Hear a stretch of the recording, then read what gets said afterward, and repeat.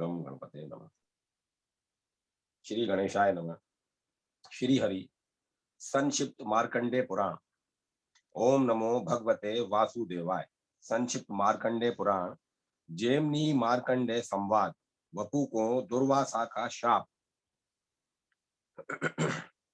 व्यास जी के शिष्य महातेजस्वी जेमनी ने तपस्या और स्वाध्याय में लगे हुए महामुनि मार्कंडे से पूछा, भगवान महात्मा व्यास द्वारा प्रतिपादित महाभारत अनेक शास्त्रों के दोष रहित एवं उज्जवल सिद्धांतों से परिपूर्ण है। यह सहज शुद्ध अथवा छंद आदि की शुद्धि से युक्त और साधु शब्दावली से सुशोभित है।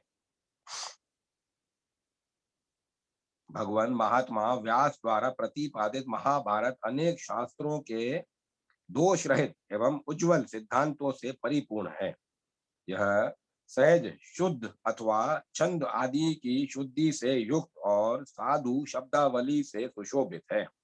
इसमें पहले पूर्व पक्ष का प्रतिपादन करके फिर सिद्धांत पक्ष की स्थापना की गई है।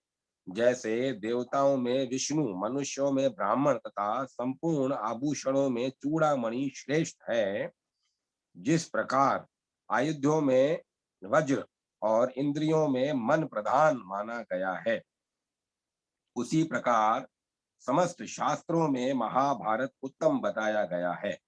इसमें धर्म, अर्थ, काम और मोक्ष इन चारों पुरुषार्थों का वर्णन है। वे पुरुषार्थ कहीं तो परस्पर संबद्ध हैं और कहीं पृथक पृथक वर्णित हैं। इसके सिवाय उनके अनुबंधों, विषय, संबंध, प्रयोजन और अधिकारी का भी इसमें वर्णन किया गया है।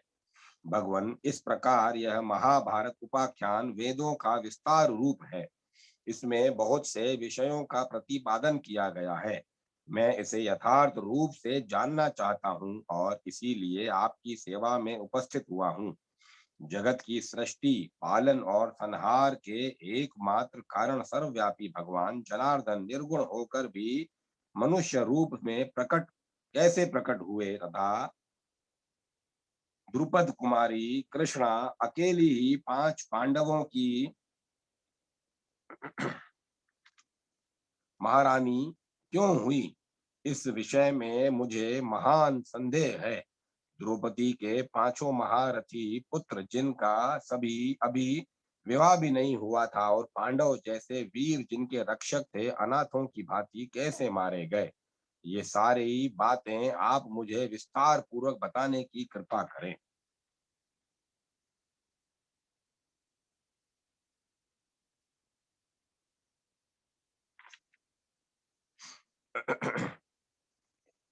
मार्कंडेय जी बोले, मुनि श्रेष्ठ, यह मेरे लिए संध्या वंदन आदि कर्म करने का समय है।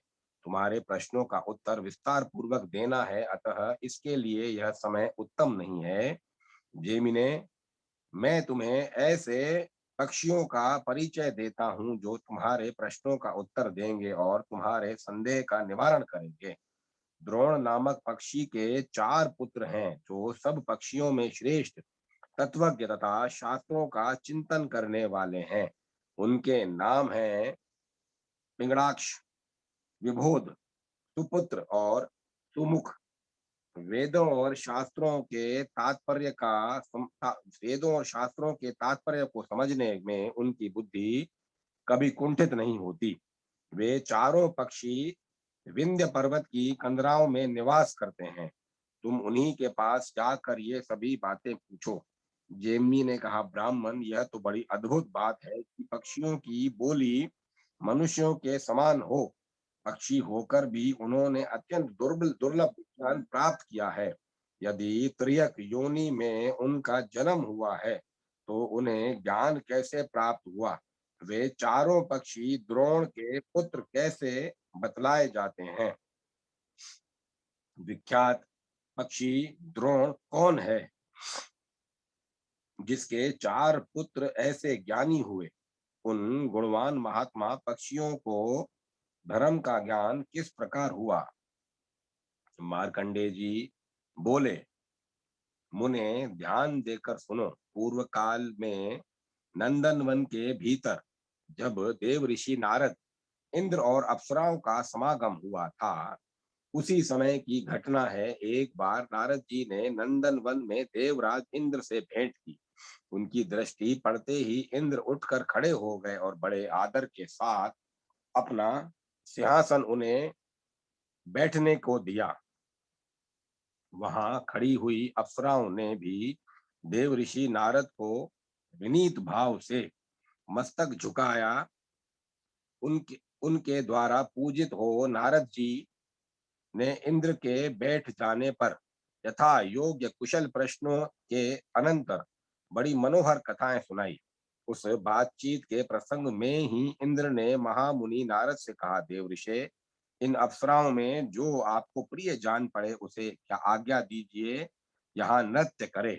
रंभा, मिश्रकेशी, उर्वशी, तिलोत्तमा, घृताची अथवा मेनका, जिसके जिसमें आपकी रुचि हो उसी का नृत्य देखिए।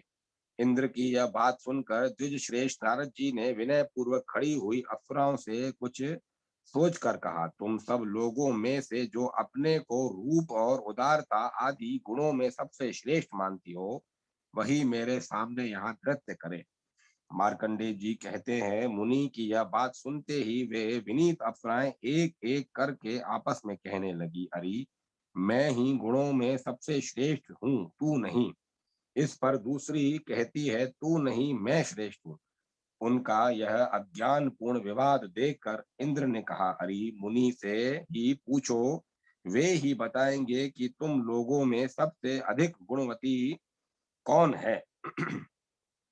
इस प्रकार उनके पूछने पर नारद जी ने कहा, जो गिरिराज हिमालय पर तपस्या करने वाले मुनि श्रेष्ठ दुर्वासा को अपनी चेष्टा से शुद्ध कर देगी, उसी को मैं सबसे अधिक गुणवती मानूंगा।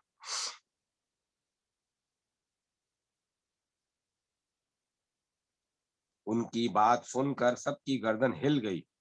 सबने एक दूसरे के से कहना आरंभ किया, हमारे लिए यह कार्य असंभव है। उन अप्सराओं में एकाएक नाम बपू था। एक का नाम उन अप्सराओं में एक का नाम बपू था।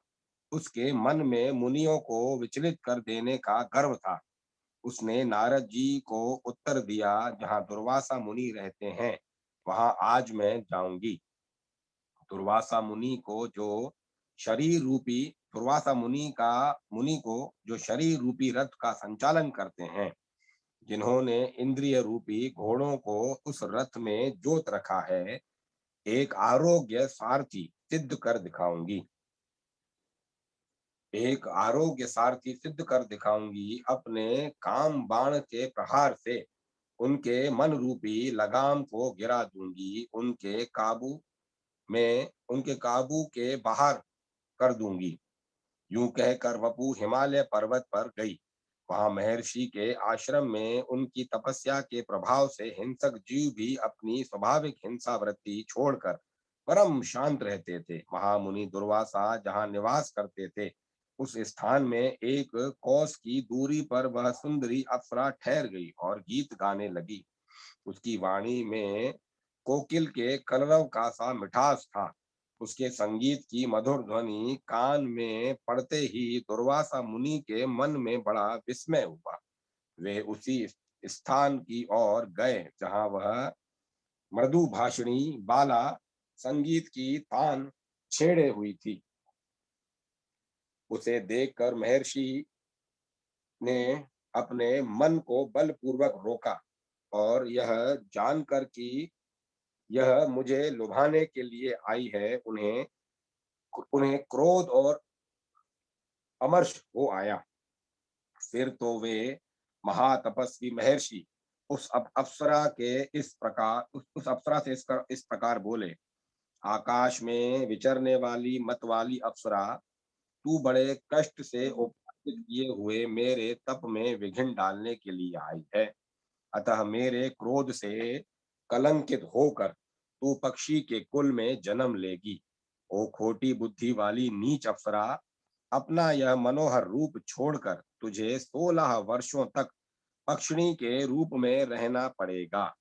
उस समय तेरे गर्भ से 4 पुत्र उत्पन्न होंगे, किंतु तू उनके प्रति होने वाली प्रेम जनित सुख से वंचित ही रहेगी और शास्त्र द्वारा वध को प्राप्त होकर शाप मुक्त हो पुनः स्वर्गलोक में अपना स्थान प्राप्त करेगी। बस अब इसके विपरीत तू कुछ भी किसी प्रकार भी उत्तर न देना।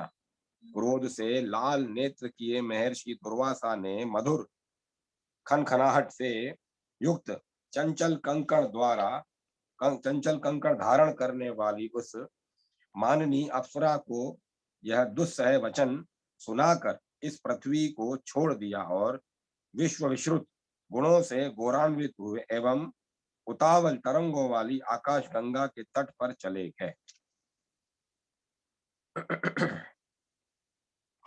दोहा जो इस अध्याय के पहले था उसका अर्थ बता रहा हूं। जिनके मन मृत्यु रूप संसार के भय और पीड़ाओं का नाश करने की पूर्ण योग्यता है, जिनमें जन्म मृत्यु रूप संसार के भय और पीड़ाओं का नाश करने की पूर्ण योग्यता है, पवित्र अंतःकरण वाले योगी जन जिन्हें ध्यान के द्वारा बारंबार मस्तक झुकाते हैं, जो वामन रूप से विराट रूप धारण करते समय प्रकट होकर क्रमशः भूवलोक तथा स्वर्गलोक को भी लांग गए थे। श्री हरि के वे दोनों चरण कमल आप लोगों को पवित्र करते रहें, जो समस्त पापों का संहार करने में समर्थ हैं, जिनका श्री विग्रह क्षीर सागर के गर्भ में शेष नाग की शैया पर शयन करता है। उन्हीं शेषनाग की श्वास वायु से कंपित हुए जल की उतावल तरंगों के कारण विकराल प्रतीत होने वाले समुद्र जिनका सत्संग पाकर प्रसन्नता के मारे नृत्य सा करता जान पड़ता है, वे भगवान नारायण आप लोगों की रक्षा करते रहें। भगवान नारायण पुरुष श्रेष्ठ नर, उनकी लीला प्रकट करने वाली भगवती सरस्वती तथा उसके वक्ता महर्षि वेद व्यास को नमस्कार करके जय इतिहास पुराण का पाठ करना चाहिए।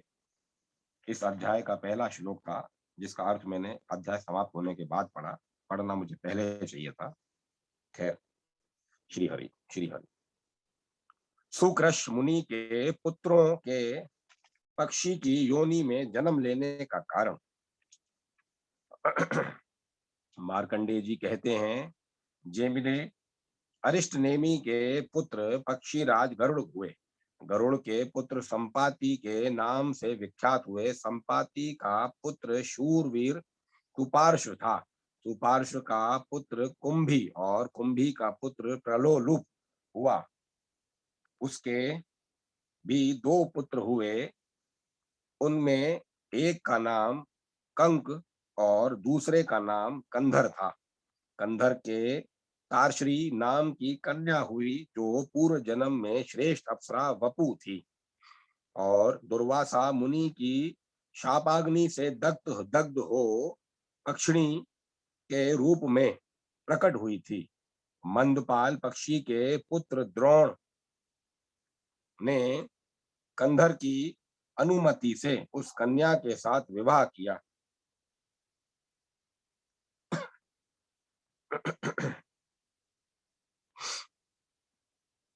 कुछ काल के अनंतर तारसी गर्भवती हुई। उसका गर्भ अभी 3.5 महीने का ही था कि वह कुरुक्षेत्र में गई। वहां कौरव और पांडव में बड़ा भयंकर युद्ध छिड़ा था।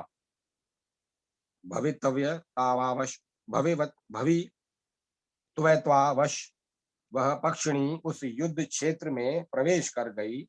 वहां उसने देखा भगदत्त और अर्जुन में युद्ध हो रहा है। सारा आकाश टिड्डियों की भांति बाणों से खचाखच भर गया है। इतने में ही अर्जुन के धनुष से छूटा हुआ एक बाण बड़े वेग से उसके समीप आया और उसके पेट में घुस गया। पेट फट जाने से चंद्रमा के समान श्वेत रंग वाले 4 अंडे पृथ्वी पर गिरे। किंतु उनकी आयु शेष थी, अतः वे फूट न सके, बल्कि पृथ्वी पर ऐसे गिरे मानो रुई के ढेर पर पड़े हों। उन अंडों के गिरते ही भगदत्त के सुप्रतीक नामक गजराज की पीठ से एक बहुत बड़ा घंटा भी टूटकर गिरा, जिसका बंधन बाणों के आघात से कट गया था। तथापि वह अंडों के साथ ही गिरा था, तथापि उन्हें चारों ओर से ढकता हुआ गिरा और धरती के में थोड़ा थोड़ा धस गया। युद्ध समाप्त होने पर जहां घंटे के नीचे अंडे पड़े थे, उस स्थान पर शमीक नाम के एक संयमी महात्मा गए। उन्होंने वहां चिड़िया के बच्चों की आवाज सुनी। यद्यपि उन सब को परम विज्ञान प्राप्त था, तथापि नीरे बच्चे होने के कारण अभी वे स्पष्ट वाक्य नहीं बोल सकते थे। उन बच्चों की आवाज से शिष्यों सहित महर्षि शमीक को बड़ा विस्मय हुआ और उन्होंने घंटे को उखाड़कर उसके भीतर पड़े हुए उन माता पिता और पंख से रहित पक्षी शावकों को देखा। उन्हें इस प्रकार भूमि पर पड़ा देख महामुनि शमीक आश्चर्य में पड़ गए और अपने साथ आए हुए द्विजों से बोले, देवासुर संग्राम में जो दैत्यों की सेना देवताओं से पीड़ित होकर भागने लगी, तब उसकी ओर देखकर स्वयं विप्रवर शुक्राचार्य ने यह ठीक ही कहा था। ओ कायरों, क्यों पीठ दिखाकर जा रहे हो? न जाओ, लौट आओ। अरे शौर्य का सुयश का अरे शौर्य और सुयश का परित्याग करके ऐसे किस स्थान में जाओगे जहां तुम्हारी मृत्यु न होगी? कोई भागे या युद्ध करे, वह तभी तक जीवित रह सकता है जब तक के लिए पहले विधाता ने उसकी आयु निश्चित कर दी है। विधाता के इच्छा अनुसार जब तक जीव की आयु पूर्ण नहीं हो जाती, तब तक उसे कोई मार नहीं सकता। कोई अपने घर में मरते हैं, कोई भागते हुए प्राण त्याग करते हैं। कुछ लोग अन्न खाते और पानी पीते हुए ही काल के गाल में चले जाते हैं। इसी प्रकार कुछ लोग ऐसे हैं जो भोग विलास का आनंद ले रहे हैं, इच्छा अनुसार वाहनों पर विचरते हैं, शरीर से निरोग हैं और तथा अस्त्र शस्त्रों से जिनका शरीर कभी घायल नहीं हुआ है, वे भी यमराज के वश में हो जाते हैं। कुछ लोग निरंतर तपस्या में ही लगे रहते थे, किंतु उन्हें भी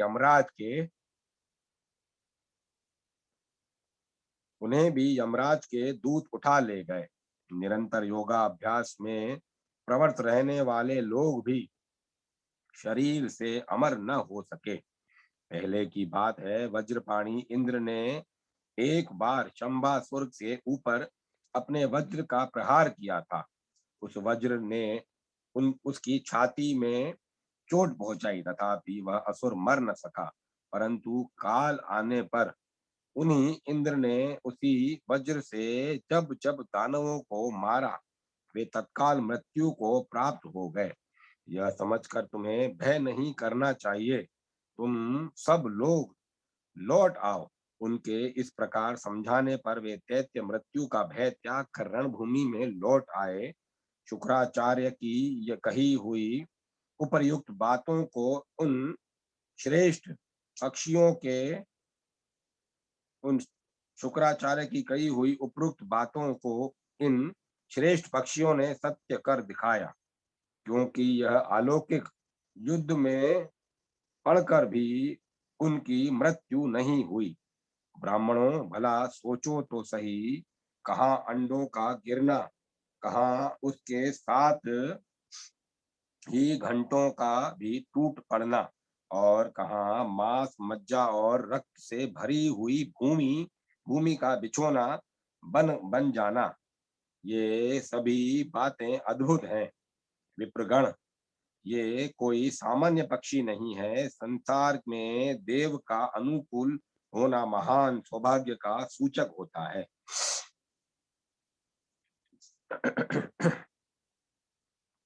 यूं कहकर शमीक मुनि ने उन बच्चों को भली भांति देखा और फिर अपने शिष्यों से उस इस प्रकार कहा, अब तुम लोग इन पक्षी शावकों को लेकर आश्रम को लौट चलो और ऐसे स्थान पर रखो जहां इन्हें बिल्ली, चूहे, बाज अथवा नेवले आदि से कोई भय न हो। ब्राह्मणों, यद्यपि यह ठीक है कि किसी की रक्षा के लिए अधिक प्रयत्न करने की आवश्यकता नहीं है, क्योंकि संपूर्ण जीव अपने कर्मों से ही मारे जाते हैं और कर्मों से ही उनकी रक्षा होती है। ठीक उसी प्रकार जैसे इस समय ये पक्षी शावक इस युद्ध भूमि में बच गए हैं, तथापि सब मनुष्यों को सभी कार्यों के लिए यत्न अवश्य करना चाहिए, क्योंकि जो पुरुषार्थ करता है वह असफल होने पर भी सत्पुरुषों की निंदा का पात्र नहीं होता।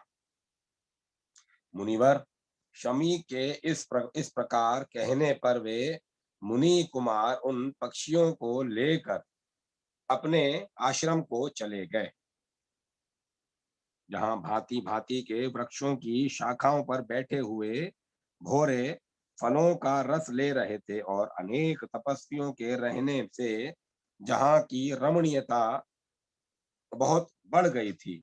विप्रवर, जैमिनी मुनि श्रेष्ठ श्रमिक प्रतिदिन अन्न और जल देकर तथा सब प्रकार से रक्षा की व्यवस्था करके उन बच्चों का पालन पोषण करने लगे।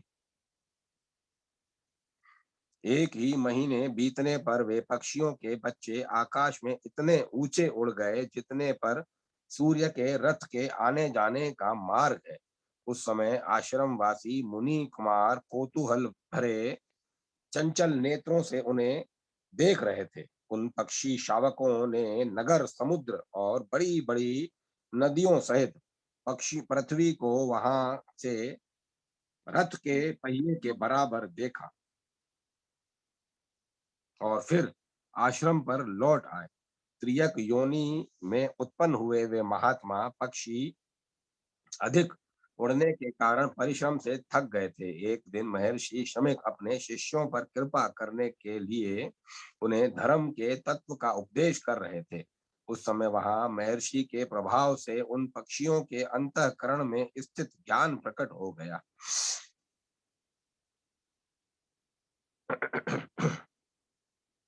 फिर तो उन सब ने महर्षि की परिक्रमा की और उनके चरणों में मस्तक झुकाया। तत्पश्चात वे बोले, मुने, आपने भयानक मृत्यु से हमारा उद्धार किया है। आपने हमें रहने के लिए स्थान, भोजन और जल प्रदान किया है। आप ही हमारे पिता और गुरु हैं। हम लोग जब गर्भ में थे तभी माता की मृत्यु हो गई। पिता ने भी हमारी रक्षा नहीं की। आपने ही पधार कर हमें जीवन दान दिया और शेषव अवस्था में हम लोगों की रक्षा की। हम कीड़ों की तरह सूख रहे थे। आपने हाथी के घंटे को उठाकर हमारे संकट का निवारण किया। अब हम बड़े हो गए हैं, हमें ज्ञान भी हो गया, अतः आज्ञा दीजिए हम अब आपकी क्या सेवा करें। महर्षि शमीक अपने पुत्र श्रृंगी ऋषि तथा समस्त शिष्यों से घिरे हुए बैठे थे। उन्होंने जब उन पक्षी शावकों की यह शुद्ध संस्कृतमयी स्पष्ट वाणी सुनी, तब उन्हें बड़ा कौतूहल हुआ। उनके शरीर में रोमांच हो आया। उन्होंने पूछा, बच्चों, तुम लोग ठीक ठीक बताओ, तुम्हें किस कारण से ऐसी वाणी प्राप्त हुई है? पक्षियों का रूप और मनुष्य की सी वाणी प्राप्त होने का क्या रहस्य है? पक्षी बोले, मुनिवर, प्राचीन काल में विपुल स्वान नामक एक श्रेष्ठ मुनि रहते थे, जिनके दो पुत्र हुए, सुकृष और तम्रु। सुकृष अपने चित्त को वश में रखने वाले महात्मा थे। उन्हीं से हम 4 पुत्रों का जन्म हुआ। हम सब लोग विनय, सदाचार एवं भक्ति व सदा विनीत भाव से रहते थे। पिताजी सदा तपस्या में संलग्न रहते और इंद्रियों को काबू में रखते थे। उस समय उन्हें जब जिस वस्तु की अभिलाषा होती, उस सब अब हम उसे उनकी सेवा में प्रस्तुत करते थे। एक दिन की बात है, देवराज इंद्र पक्षियों का रूप धारण करके वहां आए। उनका शरीर बहुत बड़ा था, पंख टूट गए थे, बुढ़ापे ने उन पर अधिकार जमा लिया था। उनकी आंखें कुछ कुछ लाल हो रही थी और सारा शरीर शिथिल जान पड़ता था। वे सत्य, शोच और क्षमा का पालन करने वाले अत्यंत उदार चित्त महात्मा मुनि श्रेष्ठ सुकृष की परीक्षा लेने आए थे। उनका आगमन ही हमारे लिए शाप का कारण बन गया।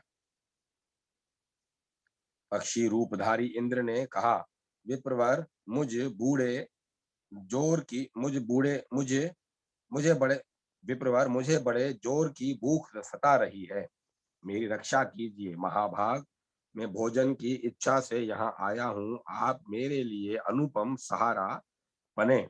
मैं विंध्य पर्वत के शिखर पर रहता हूँ। वहां से किसी प्रबल पक्षी के पंख से प्रकट हुई अत्यंत वेग युक्त वायु के झोंके खाकर पृथ्वी पर गिर पड़ा और मूर्छित हो गया। 1 सप्ताह तक मुझे होश नहीं हुआ। 8वें दिन मेरी चेतना लौटी। सचेत होने पर मैं भूख से व्याकुल हो गया और भोजन की इच्छा से आपकी शरण में आया हूँ। इस प्रकार मुझे तनिक भी चैन नहीं है। मेरे मन में बड़ी व्यथा हो रही है। विमल बुद्धि वाले महर्षि, अब आप मेरी रक्षा के लिए भोजन दीजिए, जिससे मेरी जीवन यात्रा चालू रहे। यह सुनकर महर्षि ने उन पक्षी रूपधारी इंद्र से कहा, मैं तुम्हारे प्राणों की रक्षा के लिए तुम्हें यथेष्ट भोजन दूंगा। यूं कहकर द्विजश्रेष्ठ सुकृष पुनः उनसे द्विजश्रेष्ठ सुकृष ने पुनः उनसे पूछा, तुझे मुझे तुम्हारे लिए कैसे आहार की व्यवस्था करनी चाहिए? उन्होंने कहा, मुने, मनुष्य के मांस से मुझे विशेष तृप्ति होती है। ऋषि ने कहा, अरे, कहाँ मनुष्य का मांस और कहाँ तुम्हारी वृद्धावस्था। जान पड़ता है जीव की दूषित भावनाओं का सर्वथा अंत कभी नहीं होता, अथवा मुझे यह सब कहने की क्या आवश्यकता। जिसे देने की प्रतिज्ञा कर ली गई, उसे सदा देना ही चाहिए। मेरे मन में सदा ऐसा ही भाव रहता है। इंद्र से यूं कहते हुए अपनी प्रतिज्ञा पूरी करने का निश्चय करके विप्रवर सुकृष ने हम सबको शीघ्र ही बुलाया और हमारे गुणों की बारंबार प्रशंसा करते हुए, पुत्रों, यदि तुम लोगों के विचार से पिता परम गुरु और पूजनीय हो, तो निष्कपट भाव से मेरे वचन का पालन करो। उनकी यह बात सुनते ही हम सब लोगों ने बड़े आदर के साथ कहा, पिताजी, आप जो कुछ भी कहेंगे, जिस कार्य के लिए भी हमें आज्ञा देंगे, उसे हमारे द्वारा पूर्ण किया हुआ ही समझिए। ऋषि बोले, यह पक्षी भूख प्यास से पीड़ित होकर मेरी शरण में आया है। तुम लोग शीघ्र ही ऐसा करो जिससे तुम्हारे शरीर के मांस से क्षण भर इसकी तृप्ति और तुम्हारे रक्त से इसकी प्यास बुझे। यह सुनकर हमें बड़ी व्यथा हुई। हमारा शरीर हमारे शरीर में कंप और मन में भय छा गया। हम सहसा बोल उठे, इसमें तो बड़ा कष्ट है। यह काम हमसे नहीं हो सकता। कोई भी समझदार मनुष्य दूसरे के शरीर के लिए अपने शरीर का नाश अथवा वध कैसे कर सकता है? अतः हम लोग यह काम नहीं करेंगे। हमारी ऐसी बातें सुनकर वे मुनि क्रोध में जल उठे और अपनी लाल लाल आंखों से हमें दग्ध करते हुए से पुनः इस प्रकार बोले, अरे मुझसे इसके लिए प्रतिज्ञा करके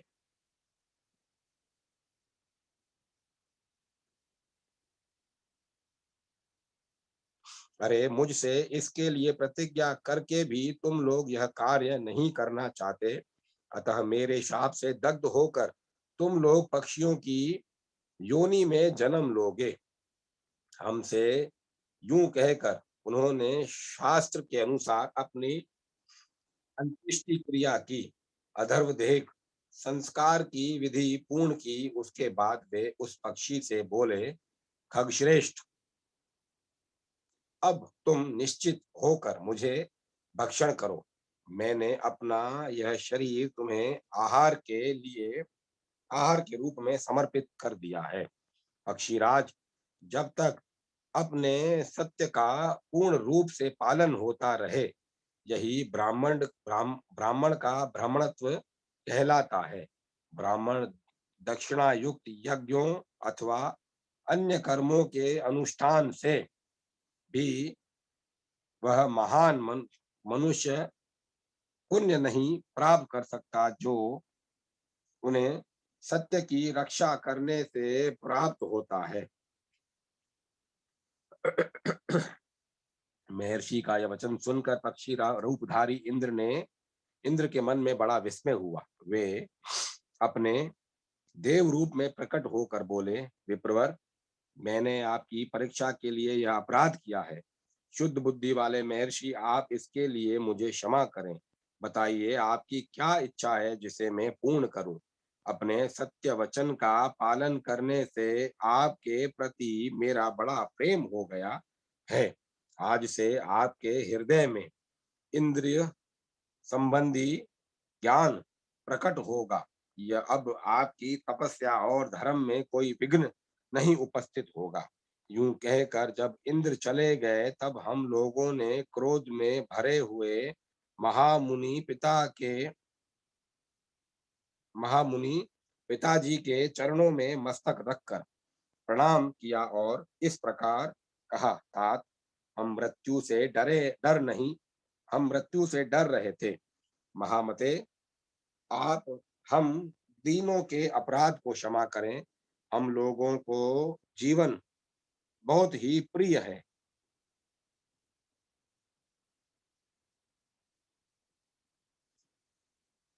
चमड़े, हड्डी और मांस के समूह तथा पिभ और रक्त से भरे हुए इस शरीर में जहां हमें तनिक भी आसक्ति नहीं रखनी चाहिए, वहीं हमारी इतनी आसक्ति है। महाभाग, काम क्रोध आदि दोष जीव के प्रबल शत्रु हैं। इनसे विवश होकर यह लोक जिस प्रकार मोह के वशीभूत हो जाता है, उसे आप सुने। यह शरीर एक बहुत बड़ा नगर है। प्र, प्र, प्रज्ञा की प्रज्ञा ही इसकी चार दीवारी है। हड्डियां भी इसके खंबे का काम देती है। चमड़ा ही इस नगर की दीवार है जो समूचे नगर को रोके हुए है। मांस और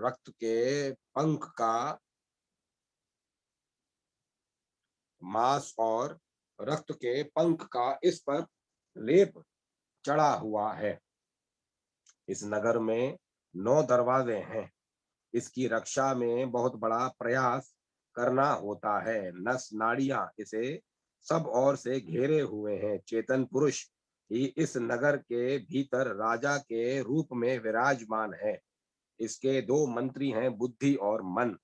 वे दोनों परस्पर विरोधी हैं और आपस में वेर विकार वेर निकालने के लिए दोनों ही यत्न करते रहते हैं। चार ऐसे शत्रु हैं जो इस राजा का नाश चाहते हैं। उनके नाम है काम, क्रोध, लोभ और मोह। काम, क्रोध, लोभ और मोह। जब राजा इन उन नवों दरवाजों को बंद किए रहता है, तब उसकी शक्ति सुरक्षित रहती है और वह सदा निर्भय बना रहता है। वह सबके प्रति अनुराग रखता है। अतः शत्रु उसका प्रभाव अतः शत्रु उसका पराभव नहीं कर पाते। परंतु जब यह नगर में परंतु जब वह नगर के सब दरवाजों को खुला छोड़ देता है, उस समय राग नामक शत्रु नेत्र आदि द्वारों पर आक्रमण करता है। वह सर्वत्र व्याप्त रहने वाला बहुत विशाल और 5 दरवाजों से नगर में प्रवेश करने वाला नगर में प्रवेश करने वाला है। उसके पीछे पीछे 3 और भयंकर शत्रु इस नगर में घुस जाते हैं। 5 इंद्रियां नामक द्वारों से शरीर के भीतर प्रवेश करके राग, मन और अन्यान्य इंद्रियों के साथ संबंध जोड़ लेता है। इस प्रकार इंद्रिय और मन को वश में करके वह दुर्दर्श हो जाता है और समस्त दरवाजों को काबू में करके चार दीवारी को नष्ट कर देता है। मन को राग के अधीन हुआ देख बुद्धि तत्काल नष्ट हो जाती है, पलायन कर जाती है। तब मंत्री साथ नहीं देते जब मंत्री साथ नहीं रहते, तब अन्य पुरवासी ही उसे छोड़ देते हैं। फिर शत्रुओं को उसके फिर शत्रुओं को उसके छिद्र का ज्ञान हो जाने पर से राजा उनके द्वारा नाश को प्राप्त होता है। इस प्रकार राग, मोह, लोभ तथा क्रोध, ये दुरात्मा शत्रु मनुष्य की स्मरण शक्ति का नाश करने वाले हैं। राग से काम होता है, काम से लोभ का जन्म होता है, लोभ से सम्मोह, अविवेक होता है और सम्मोह से स्मरण शक्ति भ्रांत हो जाती है। स्मृति की भ्रांति से बुद्धि का नाश होता है और बुद्धि का नाश होने से मनुष्य स्वयं भी नष्ट हो जाता है, कर्तव्य भ्रष्ट हो जाता है। इस प्रकार जिनकी बुद्धि नष्ट हो चुकी है, जो राग और लोभ के पीछे चलने वाले हैं तथा जिन्हें जीवन का बहुत लोभ है, ऐसे हम लोगों पर आप प्रसन्न होइए। मुनि श्रेष्ठ, यह जो श्राप आपने दिया है वह हमें लागू न हो। तामसी योनि बड़ी कष्टदायिनी होती है, हम उसे कभी प्राप्त न हो। ऋषि ने कहा, पुत्रों, आज तक मेरे मुख से कभी झूठी बात नहीं निकली, अतः मैंने जो कुछ कहा है वह कभी मिथ्या नहीं होगा। मैं यहाँ देव को ही प्रधान मानता हूँ। इस उसके सामने पौरुष व्यर्थ है। जब आज देव ने मुझसे बलपूर्वक यह अयोग्य कर्म करा डाला, जिनकी मैंने कभी मन में कल्पना भी नहीं की थी। पुत्रों, तुम लोगों ने प्रणाम करके मुझे प्रसन्न किया है, इसीलिए त्रियक योनि में जन्म लेने पर भी तुम्हें परम ज्ञान प्राप्त होगा। ज्ञान से ही तुम्हें सन्मार्ग का दर्शन होगा। तुम्हारे कलेश और पाप धुल जाएंगे तथा तुम्हारे मन में किसी प्रकार का संशय नहीं रहेगा। इस प्रकार मेरे प्रसाद से ज्ञान पाकर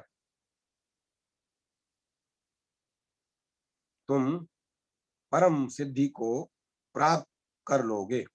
भगवान भगवान इस प्रकार पूर्व काल में देवश पिता ने हमें शाप दे दिया।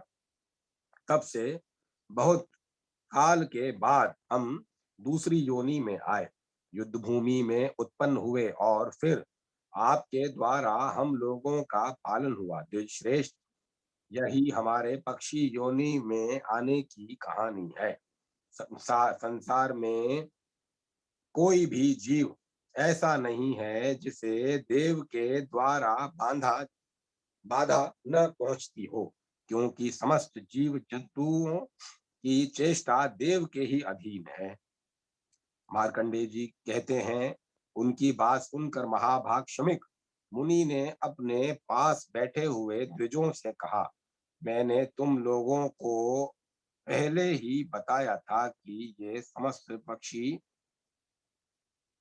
मैंने तुम लोगों को पहले ही बताया था कि यह साधारण पक्षी नहीं है, कोई श्रेष्ठ द्विज हैं जो कि लौकिक युद्ध में जन्म लेकर भी मृत्यु को नहीं प्राप्त हुए हैं। तदंतर महात्मा शमिक ने अत्यंत प्रसन्न होकर उन्हें जाने की आज्ञा दी।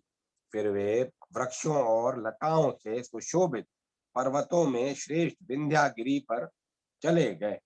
तब से आज तक वे धर्मात्मा पक्षी तपस्या और स्वाध्याय में संलग्न हो समाधि के लिए दृढ़ निश्चय में दृढ़ निश्चय करके उस पर्वत पर ही निवास करते हैं।